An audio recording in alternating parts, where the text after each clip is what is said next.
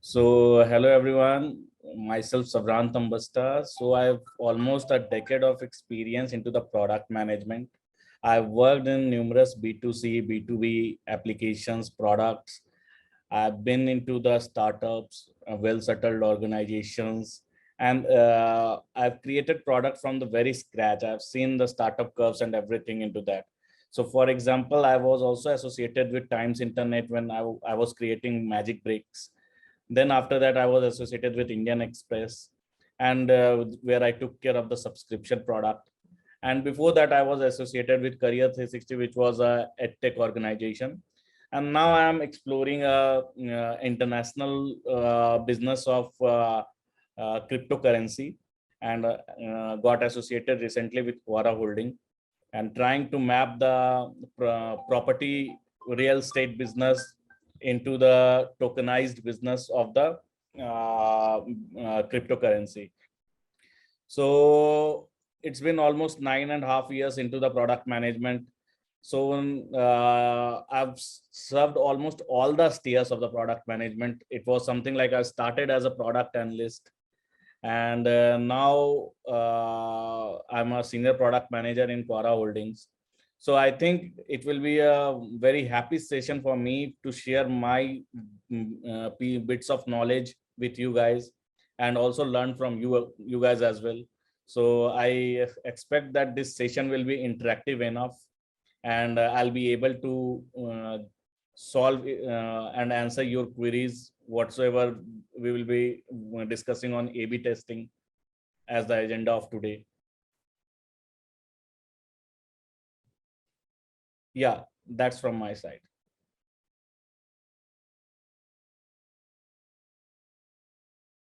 So should we start, or we should wait for some? Yeah, sure. Thanks for sharing about yourself, Sabhrant. We can start with it now. Okay, just hold on.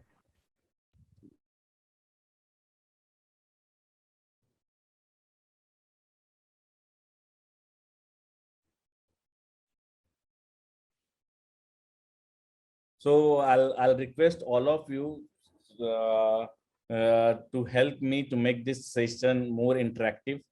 And for that, if you guys can, if it possible for you guys to open to switch on the camera so that it can be more interactive session.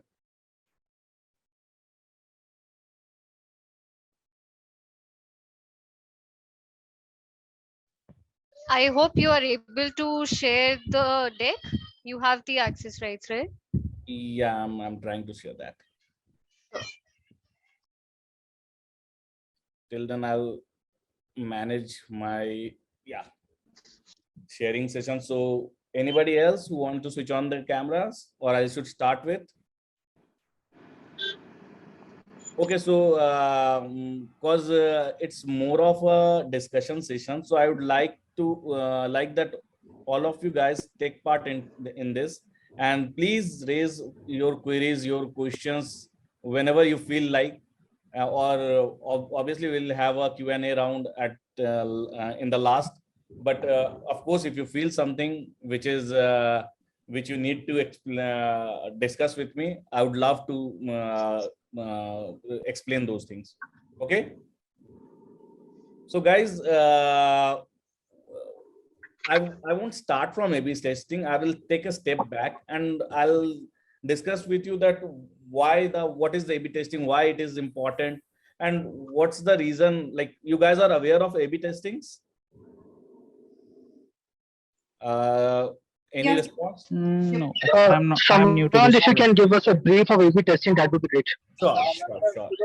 So what happens? I'll give you a historical brief.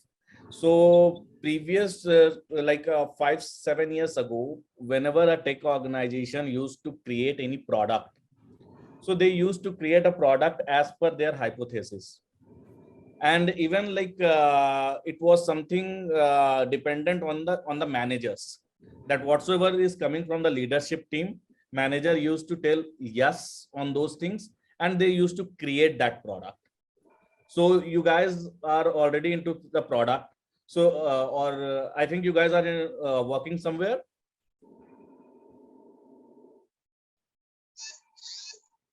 Okay, so if you guys are who are working somewhere, so they know that what happens that sometimes it starts from the top of the funnel. So whatsoever is coming from the leadership team, some of the product managers are delivering only that. So now it doesn't mean that you are a user's product manager. Product manager's definition is being a user advocate, is the core KPI, his most important responsibilities. But when you become the CEO's product manager or the organization's hierarchy product manager, that whatsoever is given to you, you are just doing that. So if you remember that you guys might be might work with the complete team. So there might be some designers or technical people. So plenty of time people just give a feedback to them that design to theek hai, but I'm not liking it, not getting that feel. So to avoid all those things, because product management, into the product management, the first thing is keeping an open mind, unbiased to any hypothesis, and let the user choose what is their requirement, because we are creating product for a particular user. So user are the one who will enjoy that. So for that for that the industry went into the revolution, and then people decided that initial product or MVP can come up with the research and the hypothesis, but any feature, any color, like there are 10 people into this meeting, and I'm the different people, you are the different one. So it might be possible that you are liking green color, I'm liking red color. But what happens, how we will ensure that which one is best for the product? So initially what used to happen, that the product owner was the decision maker or the leaders were the decision makers. So in this, sorry. So in this case, what happens that when leaders are the decision makers, so even sometimes product used to fail, and that failure is unjustified. So for that, we came up with a democratic approach called A/B testing. So we will let the user, let the data speak, and we will decide that which of the feature, which of the thing is as per user requirement, or which is mostly adopted by the user and which is not adopted by the user. So we do this kind of testing on the live site, and based on that we ensure that which design or which functionality or which features should go live and which we should kill. Even in Facebook and Instagram, like 100 or 200 A/B testing on the daily basis they used to run on a concurrent basis. So now I think you guys have a basic understanding of A/B testing. So now we should start about the A/B testing.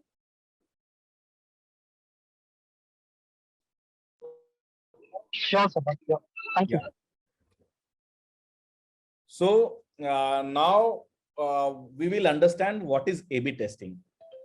So A/B, as you can see the image, and you can observe that, you can understand that A/B testing is a way to compare two versions. Like I have rolled out a feature in which I think green color CTA will give a good conversion, but marketing team is saying no, purple color will be most suited as per the theme of the website. So we don't have to spend that much time into this kind of discussions. And what we should do, we should run this multiple variant A/B testing, and whatever is consumed by the user most, that should be the decision maker. That I will tell you that how this A/B testing is done as well.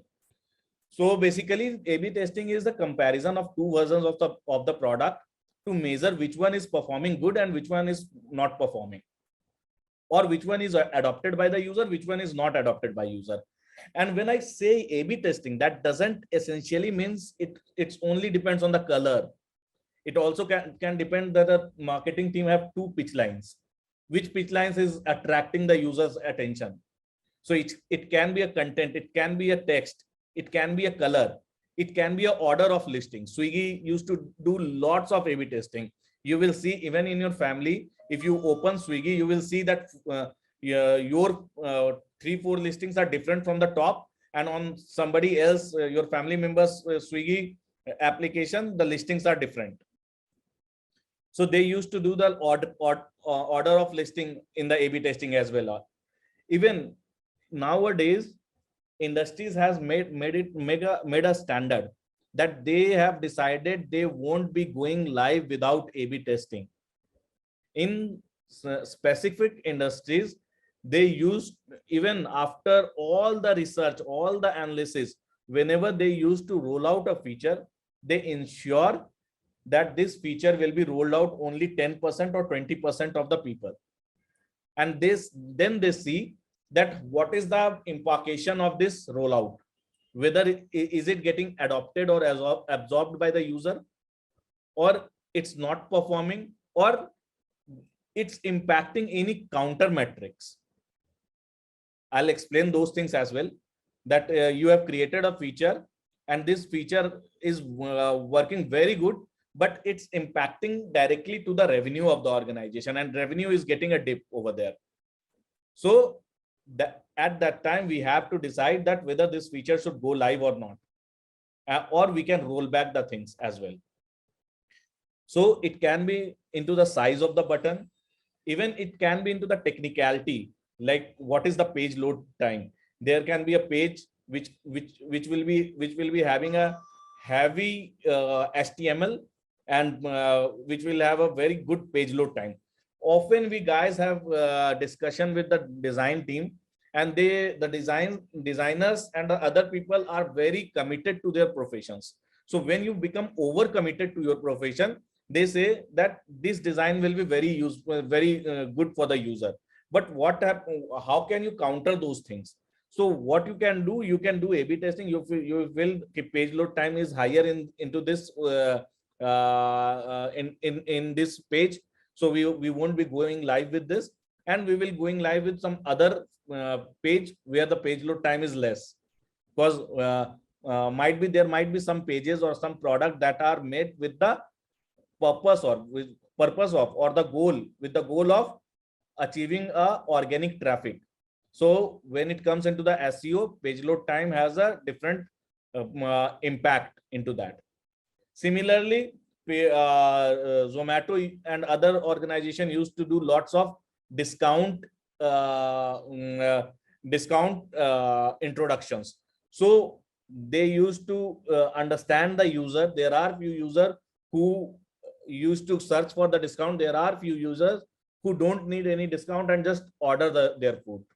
So they see that which kind of discount is working or which kind of discount is not working. So based on that, they ensure that which person need the discount, and who the person who is capable enough, they don't need a discount. So in that way, they can ensure that the person who is needy or a student, so they can offer maximum discount to that segment of the user. So you guys are getting the point, what I'm trying to say into the A/B testing. So you can compare any two versions. Like you can see, there can be a or B version.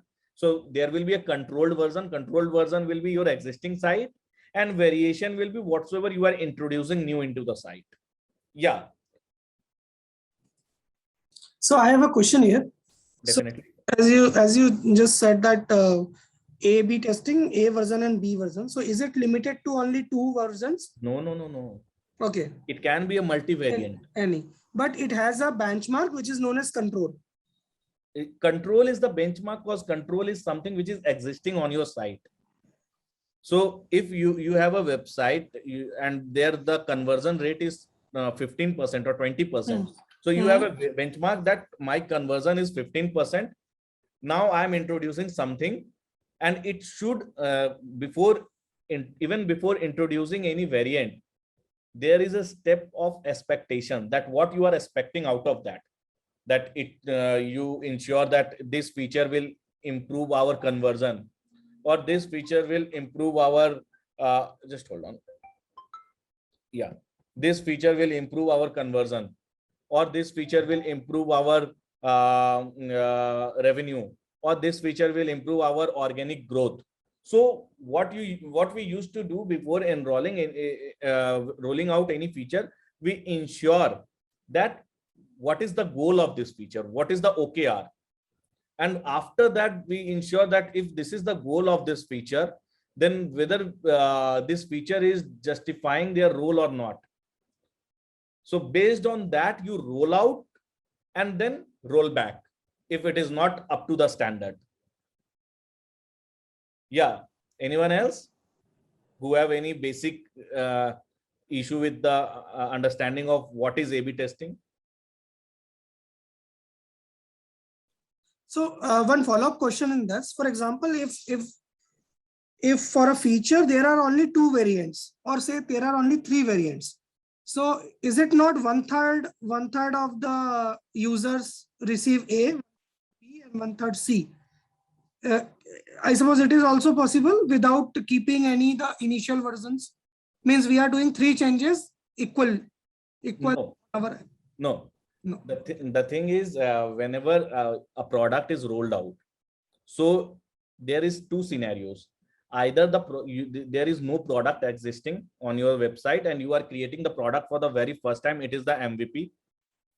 Okay. So on MVP, you don't used to do A/B testing because the MVP is created based on the hypothesis. Am I right? Correct. And once the hypothesis is rolled out of the market based on your research, then you start getting the user traction. And once you start getting user traction, then you create your KPIs. Okay, this page can be further more optimized. These things can be further more optimized. And when you start optimizing those things, then there will be a bare minimum standard that will be your controlled environment. Okay. Okay. So moving on to the next.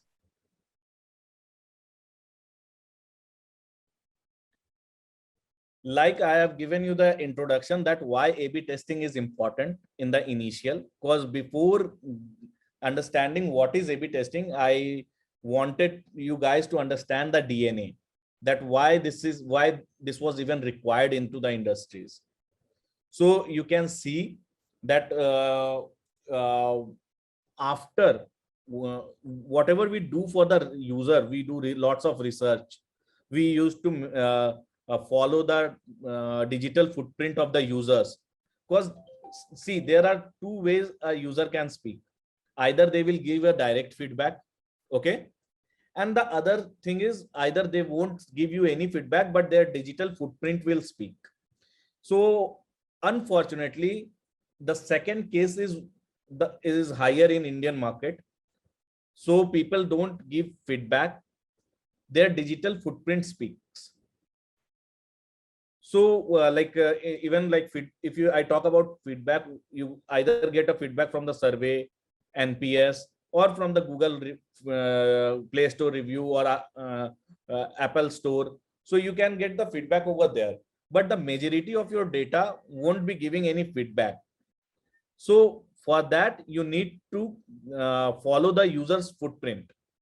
Now what happens that the expert user research people, they do the research based on the standard hypothesis.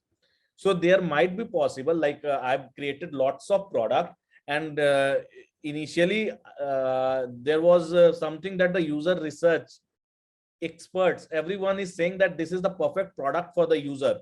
But when I introduced it into the market, then I got to know that users are using this product in a different way, and it is actually not their requirement. There is something else they are solving with that. So it's not always true that expert and user the research you are doing, that will be 100% true.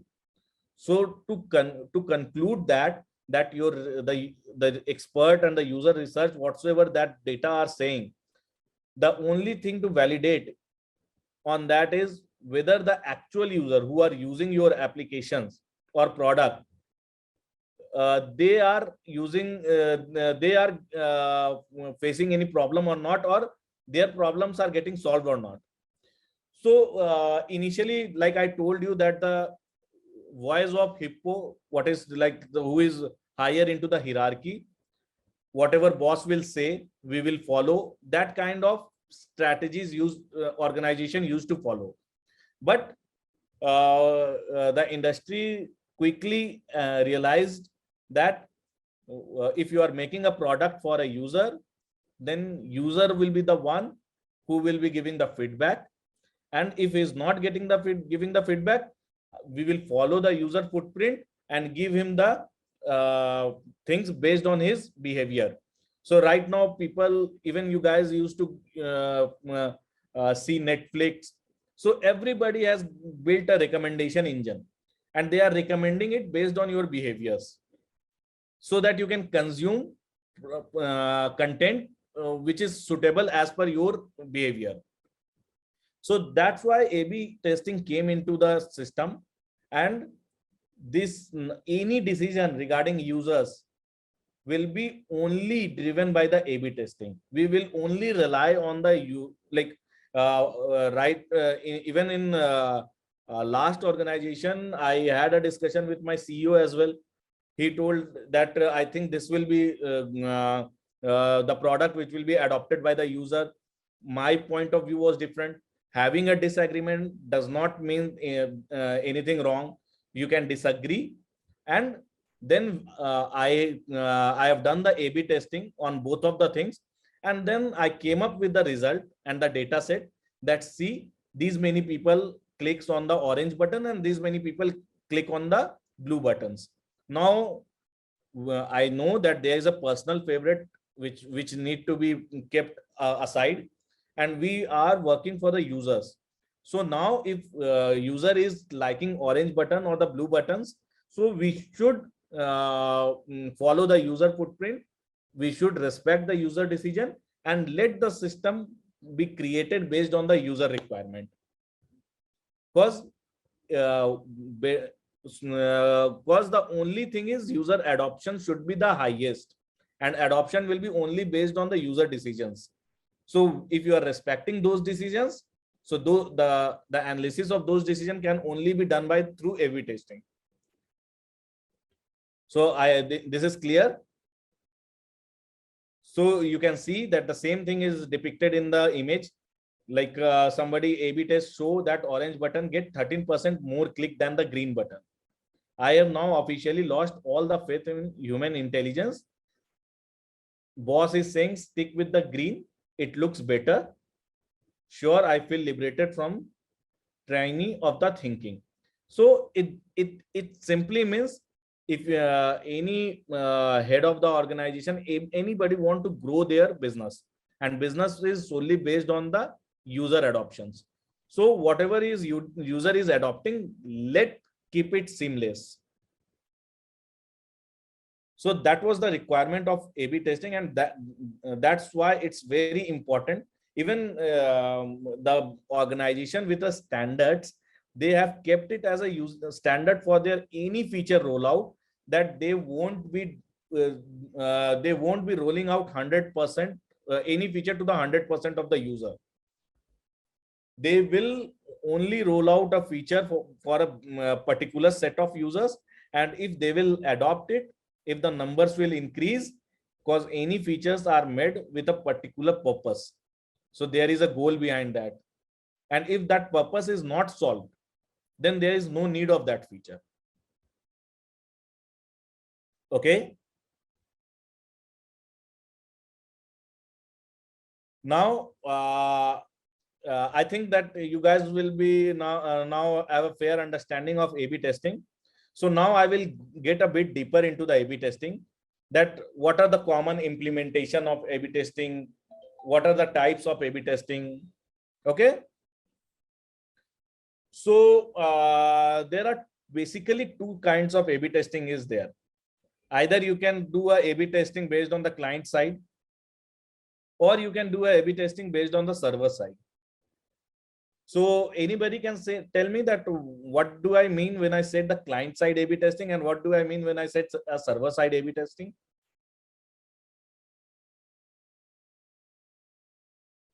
A generic guess, anyone? When we are talking about client-side A/B testing, it is more like without any code change, it will be configurable by any of the non-tech person. Server side needs some literally code changes. I'm just guessing. I'm not very sure about it. Yeah, on the okay. Is it on the front end, client side Yeah. end, and server is the back end? Is it? Yeah, you are on the somewhat right track. So I'll give you the clarity. You guys are aware of the Google Analytics GA. Yep.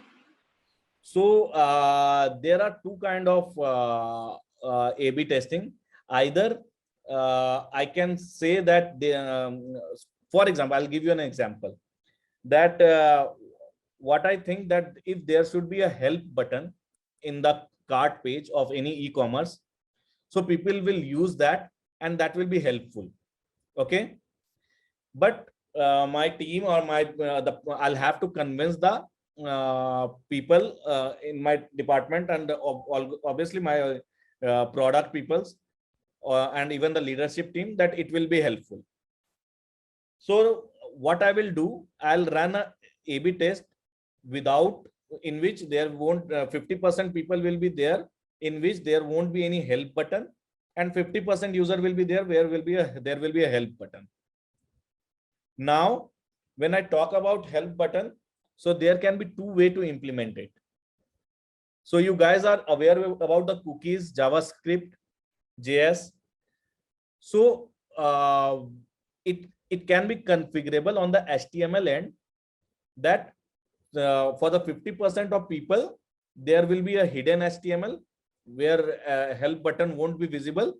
And for the 50% of the people, there will be a div will be visible, and on the HTML, it will be visible on the front end. Samrat, just one question. When you you divided by 50% people and 50% people, you take a sample size of customers or you take the entire customers? I'm talking about the sample size. I'll come to that as well. So it won't be possible on the 100% of the user base. If you take 50%, like whole organization will run behind you. That what you did. So obviously you will take a sample size. Right. That is what my question was. Right. Okay. Yeah. So yeah. So let me cover the client and server based. Okay. So this is the HTML based thing, and it can be done with the only front end developer interference. This can be done. Okay. Now there are some bigger features, like you are going to introduce some big feature. Okay. And on that big feature, it can be possible. I'll give you an example. There is a login page. Okay. On the login page, you want 50% of the user from a sample size that can only provide name, email ID, and phone number, and they can register. And 50% of the user need OTP verification. Okay. So now this is something which can't be managed on the HTML side, because there will be a validation for particular people. Validation will be error that without OTP, we won't be able to register you. But on 50% people, there will be no validations. Okay. So this kind of feature will be handled from the server side. So you guys use Facebook and Instagram. So sometimes you see that without updating the app, you get some changes on the front end of the app. So this is solely because they have a dynamic server and A/B testing. So they put some design codes on the server, and your system directly sync with that. So when I say client end, so it is solely based on the browser. So on the browser, you can save a cookies. On the browser, you can disable the visibility of a button. But when I say a server end, so it will be rendered from the web server. There the page, there will be the whole structure will be different. Like I'll give you one more example. I will create two kind of navigation, one from the left, one from the right of a mobile app. And this can't be done from the client end A/B testing, because there two set of codes keeping two set of codes on the client side, that will be too hectic, and I don't think it's even possible. So what you'll have to do, you'll have to handle it through server, that 50% of the sample size of the people will get the normal controlled environment, and 50% of the people will get the new code that is rendered from the server. So I think this is clear from the client side and the server side A/B testing. There are some pros and cons of server side and client side as well, that I will let you know. Okay.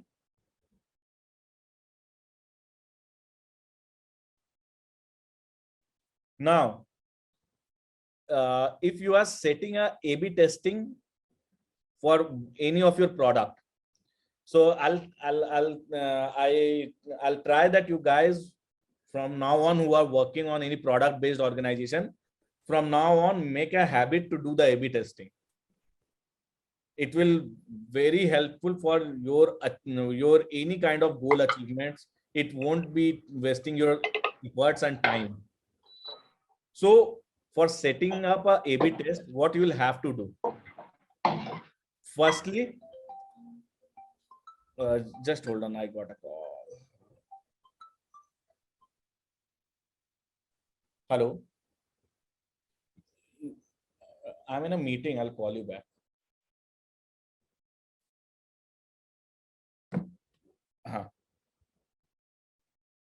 Sorry, guys. Yeah.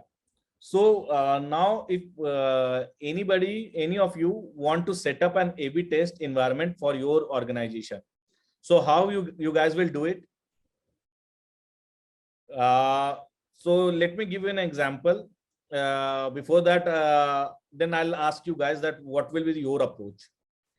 So the first thing is why you are creating that feature or anything, because there might be some hypothesis, there might be some KPIs, there might be some roadmap, and against that you are working on that project, right? So you will take a hypothesis that even one more CTA will be here, so my CTR will increase. Suppose that your conversion in improving conversion rate is your KPI, or for the quarter your KPI is to renew the user, to renew any subscription, or to improve the overall conversion. So what you will do, you will come up with a hypothesis that I think if there will be two CTA with the different intent, that one will be see the demo. Like if you are using Netflix, I can create a CTA which will say view a demo, and then other one will be purchase that. So these both CTA will have a different intent. So my hypothesis is if I'll keep two CTA, my overall funnel will increase and my conversion might increase on that. Okay.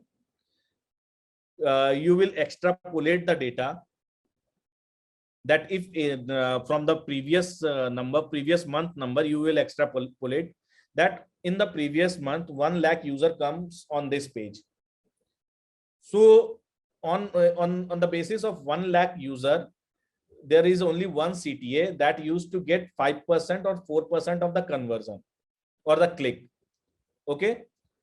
So out of 1 lakh, if 4% people are clicking, that means 4,000 people are clicking on that. Now, what do you think that if I introduce one more CTA, so 4% will click on, is already clicking on this. And even if 3% user will click on this CTA, obviously there will be there will be some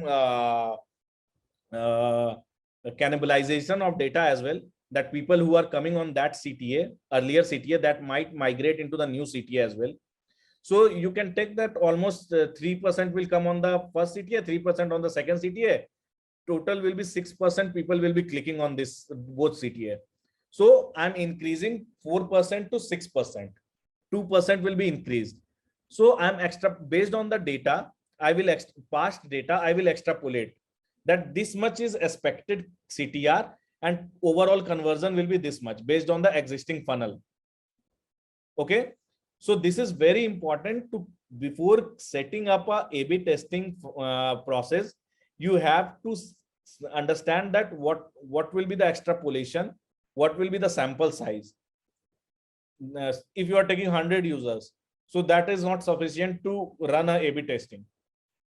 So there will be a sample size that at least if I'll run on the 20% of the user and 1 lakh user is coming on this page, that means 20,000, I can run a test on the 20,000 users. And out of 20,000, if 6% will click on this, that simply means that 1,200 user will click on this. So I will be on the safer side, and my overall KPI will increase.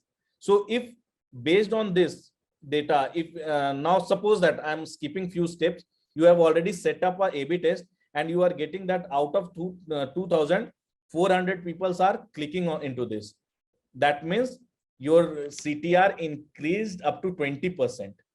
So now you are confident enough that if I'll scale up this whole thing into the overall user, then my overall KPI will be matched and I will be able to crack the committed goal. But the thing is that you won't be able to scale up this A/B testing without having a retrospection, without visiting all the metrics. So there can be some metrics which might be decreasing along with that, that will call impact metrics. So I will come up on that as well, that how you guys will validate that. Okay. So the first thing is you will create a hypothesis. You will have a very hawk eye on your KPIs, and you will have open mind on your KPIs. It's clear that the whole purpose of this A/B testing is to increase the CTR. That's it. So you will have to ensure that it's very clean in your head that this why we are doing this testing. Then what will be the sample size we will be taking on? You will have to take a sample size which is sufficient enough, and even that won't be impacting the business or the organization as well. Like if 1 lakh user is coming on this page and you took the sample size of 80%, so that doesn't mean you are doing a A/B testing. Even you are covering the majority of the user. So that's not possible. Okay. Then on which platform you will be doing the A/B testing, and how you will integrate the A/B testing thing on your side. So these 4 basic planning you will do. Then you will create the different design. If there is a design based A/B testing, you will create a different layout, 2 or 3, whatever, how many variants you want to do. Now you will create a variation A, B, C, and you will clearly define that this is the success metrics, what we are trying to achieve. Then you will define the test plan. That when I say a test plan, that then you will define that I will run this test for 15 days on these pages. And it will be something like field, open field, where you will input the data after analysis. Then you will collect the data. You will ensure that whatever A/B testing you are doing, it's very important that the data tracking is in place. If data tracking is not in the place, then your your experiment will go waste. Then you will compare it on the 15 days that which variant is doing good. Like you got A is doing 75%, B is doing 25%.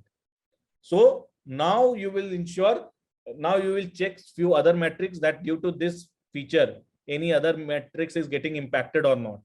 If everything is fine, then you will scale up this thing to the overall website or the application, and you will run the application with your best option. Then again on the sixth process is again set up a new A/B testing for any other process or any other problem statements. Got it? Should I move ahead?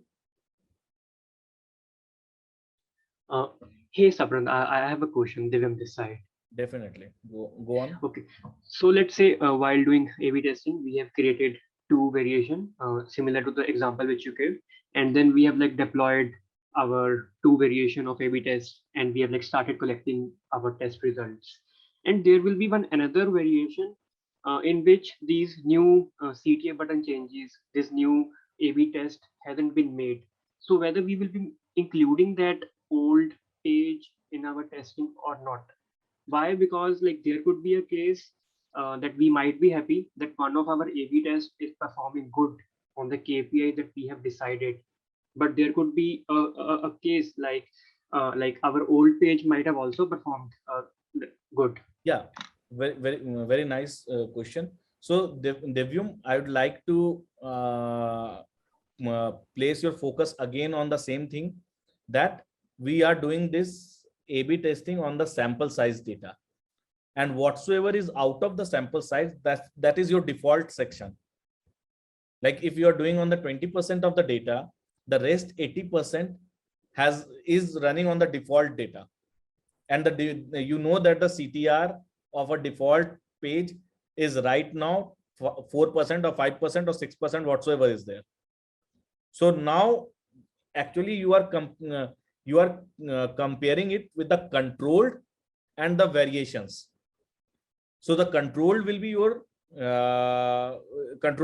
default website, that what is the base, and the variation is whatsoever you have introduced, what is the output of that. Got it. That does make sense. Yeah. Anyone else, or should I move ahead? One question regarding this. So when you launch the variations, is there a chance of getting equal percentage of for both the variations? I'll be covering that. There are few very minor mistakes that people used to do. So there are cases like false positive and false negative. So what happens, like let me tell you, the whenever things get complex, just zoom out yourself. What happens, that data is very neutral, okay?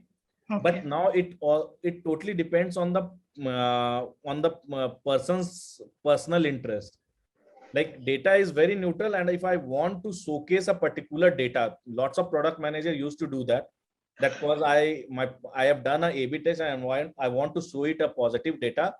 Then I can do multiple ifs and buts, and I can create a like 75%, 25% kind of thing. But that will be a virtual depiction, and it won't be based on the use. Like you are disrespecting the user's decision, and in the long run or in the short term, you will face the consequences of the product failure. So I meant in the variants itself, suppose two variants A and B. When you launch both the variants and you get 10% people using A and 10% using B, that scenario. So now the third variant is whatsoever the default your site was doing. Yes. So I will come on that section as well. It's very important to understand, like if you have already a conversion of 9% and you have introduced something new for the conversion and you got 10%. So it's like a product manager with an open thought process. He won't be treating this as a success metrics, because this 1% can be a seasonal change. This 1% can be, there can be lots of things that contribute into this. So I'll covering this on the other further slides, so it will clear your confusion. Sure. Okay, now you guys will say that how we will do the A/B test. What are the best used tool? So basically there are lots of tools, but the tools that I have worked on and that are freely available, that I will recommend everyone to go on the Google Optimize. And there is nothing like a personal interest on that. So there is a reason behind that.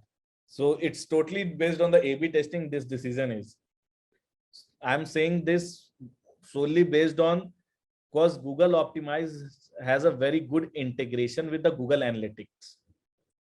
And it will be a one-liner JavaScript code on your site. And there you can create lots of segment, and you can see that whether the CTA you have created it is only used by the new user or returning user or a people who has who comes to our website daily. So you can create different segments like a Google Analytic does. And now you can compare your outcomes based on that. So you will have lots of X and Y axis to compare the things. And also the integration with the Google Analytic is very seamless. Got it? Even you can use Optimizely, Crazy Eggs. People used to, they have started with the heat maps, but now they came into the A/B testing tools as well, and Adobe Target. So these four are the standards that I have used yet, and I think it's also the industrial standard. If anybody of you used anything else, you can also highlight that. But as of now, if you have not used anything, then I recommend you guys, so go and explore the Google Optimized for your organization, for your work. Like even tomorrow you can do that and set up a process for the A/B test for your product. Okay. Okay. Moving on to the next slide, that is the common mistake that user used to do. The first thing is, which is not into this slide, that is a favorable analysis of the data, because data is very slippery thing and you can analyze it based on your understanding of product. But I request you all guys that please be democratic into this, because your what happens that I have seen the people who have shown the wrong impression in the initial A/B testing, and when they have scaled up the product, then it become a huge loss for the overall organization, and then they have to pay for that. Why this happened. If your initial research was successful, A/B testing was successful, then what went wrong when you scaled up? Actually, the A/B testing was never successful for that product initially. It was only the understanding or the mistakes that person that the person did. So now I'll let you know that what is the common mistake. The first one is the statistical versus practical significance. So what I mean when I say statistical and the practical significance, so there might be a sampling error.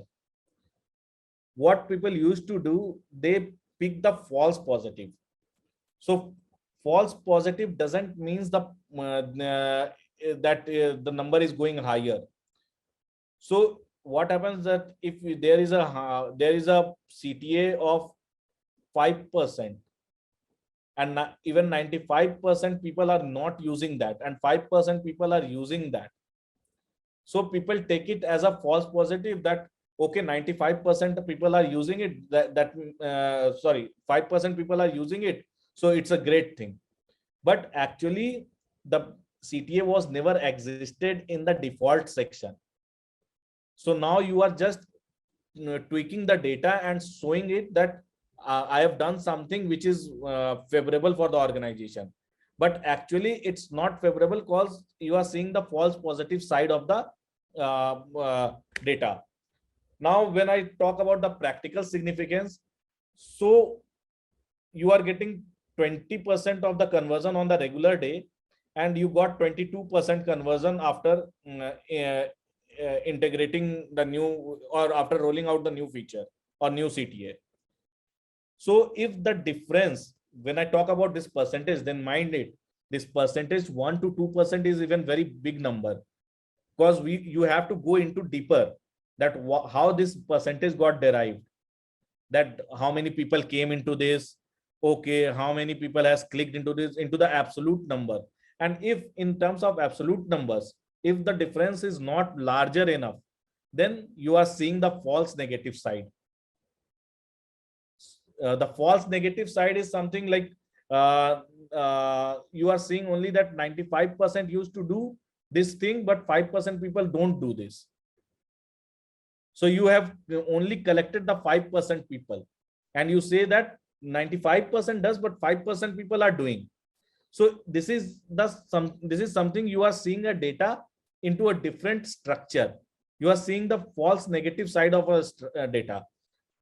But although that false negative doesn't hamper a lot, but the false positive doesn't means a positive impact. There can be a sampling error. There can be a multiple funnel. You are rounding off on the multiple funnel. So so on overall you are getting a growth. So that do means that it's a false positive, and it doesn't impact your A/B testing, or it's not a successful A/B testing. The second point is the hawkeye on metrics. You have to keep a very strong eyes when your any of the experiment is running on. Why I am saying that? Even there happen once, even I have rolled out a A/B testing module, and I found that from 10% I reached up to 50%. I was very happy that my KPI improved, that too by 5%. But when you are setting up your goal, you have to ensure that what is your downstream metrics. So when I talk about the downstream metrics, it means that it's not cannibalizing any other feature. It's not impacting any other feature. What is improvement? Improvement is something you have increased by not impacting other metrics. That's called improvement. So you have to ensure whenever your experiment is going on, the first thing you start your day with hawkeye on your metrics and the number, and you constantly monitor that what's going on. The third mistake is people usually do take an insufficient sample size. So they take 50 people, 100 people, and then when the numbers are smaller, the percentage will be quite higher. So it's simply misuse of the data. You are just wrong depicting the data. Fourth one is, if there is a bigger organization like Amazon, Flipkart, so lots of people used to do experiment, and even it can happen that you are not aware of and you are overlapping on somebody else's experiment, and you are messing up the whole experiment. Neither your data will be correct nor his data will be correct. The fifth mistake is the blunder mistake, that you are measuring a wrong metrics for the for achieving your goal. You have to discuss it with your product senior product manager, product head, that this is the thing and this is the metrics I will be measuring on. It should be very clear across the organization. The next thing is seasonality impact. Sometimes what happens, people don't know that in India, if Flipkart will say that my traffic has increased due to some particular feature in Diwali time, so I think it need to be retrospected very deeply, because obviously in Diwali you come up with the lots of big billion days and other things, so it's obvious to get increase. So you can't take the benefit of doubt. You can't take somebody others credit. You can't borrow the credits. So you have to understand. One last point that I think you guys will be very easily understand, that don't misunderstand A/B testing with the pre-post analysis. What happens while analysis, people used to do the pre-post analysis and say that this is the A/B testing that we did. In the pre-post analysis, you don't have a default section with which you can compare. Like if there will be a seasonality impact, that seasonality impact will hamper your default section as well, the controlled environment as well. But in the pre-post analysis, your whole website has been changed, and you will say that pre-COVID this, post-COVID this, we have done the A/B testing. It's a very wrong approach. Okay. So I should move on the next slide. Yes. Can you elaborate more about difference between pre-post analysis and A/B testing? Yeah. Just hold on. I think my one of the slide has misplaced. Okay, no issues. So pre-post analysis, you don't have a baseline to compare with. Like you have created a website, you have changed the whole design and everything, and you say that pre-release I used to get this much CTR, post-release we are getting this much CTR. So this is the complete change of the paradigm. But when I talk about A/B testing, you have a same default thing with which you compare that with the default section, my controlled section, this is the analysis. And after COVID, even after with my default section, this is the analysis. So there will be a benchmark to compare with. But in pre-post analysis, there won't be any benchmark of existing scenario. Now, if I want to conclude it, so I think my conclude slide went somewhere else, so nothing else. So if I conclude it, so it's a very powerful tool doing a A/B testing. Make it a habit that without A/B testing, we are not gonna scale up any product. Okay. Next thing is do lots of A/B testing. Don't trust your gut feelings. This A/B testing process came up to overcome your gut feelings, because you don't know there are lots of user behavior, and even if you capture a nerve of some single user segment, then your product is gonna be adopted very widely.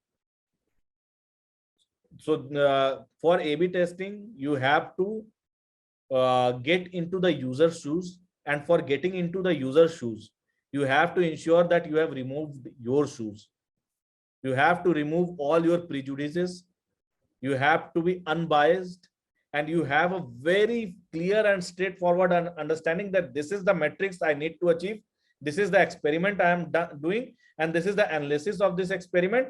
And this experiment is not impacting any other metrics. That's it. Yeah. I do have another question. Let's say I joined some product team and their team hasn't been doing A/B testing like from last 1 or 2 years. So I don't have any initial base condition to start with. So Yeah. like So how will I for start?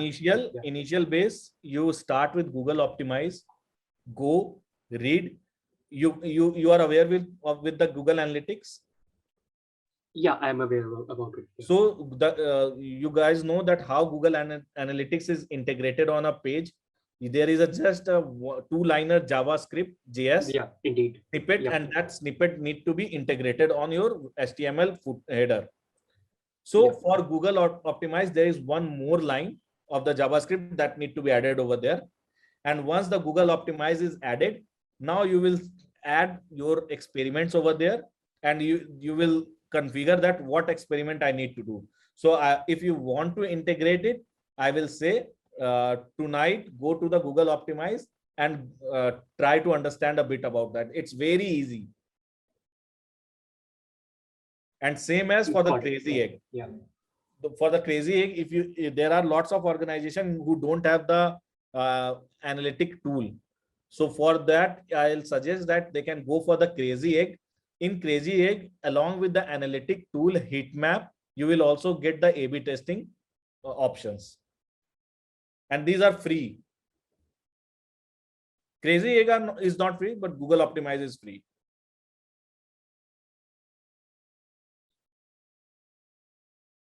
Yeah. Any question, please feel free to ask. I think I got a chat. Yeah.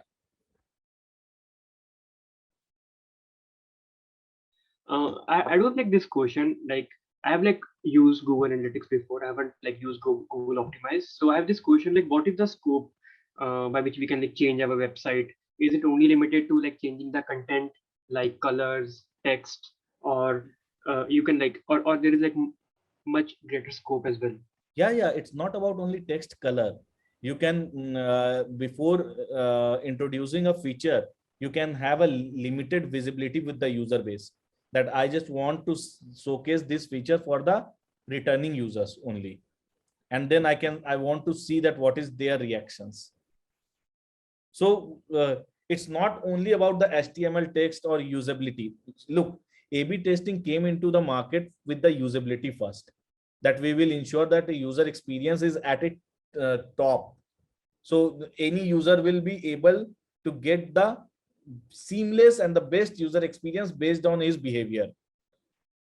So when A/B testing came, the usability was the prime approach. But then all the organization started migrating towards not only design part, but also about the new features. Like right now, when we roll out anything, then we ensure that any feature will be only roll out as a variation.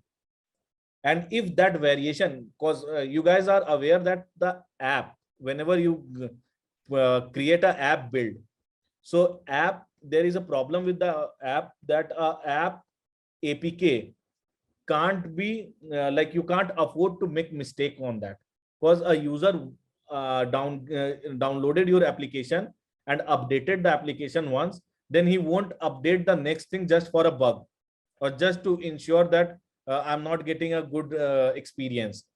So because there is very small, the ratio is not so high of people updating the app or adopting that app. So that's why what we have to do, that rather than impacting the whole user base, what we used to do, that we have rolled out a app APK, and in this APK we have ensured that the 10% of the user will get this feature as well. And this feature will be only accessed by 10% of the user, and I will be monitoring those 10% of user. And then I will have access that if this 10% is giving us a very good input and my numbers are increasing, like you have to do the retrospection, you have to do the extrapolation of the data, that if this percentage is into the 100 or 1000 users, so what will be the percentage that when I will scale up? And then you will check that to ensure that it is not impacting any other matrices. Then you will just roll out it to the 50%. Like in my last organization, we do have a rule that any app feature will go live with the 10% user. If that 10% user adopted it, then after 5 days, we improve it to the 30%, then 50%, and then 80%, and then 100%. Because we can't take the risk with the whole user base.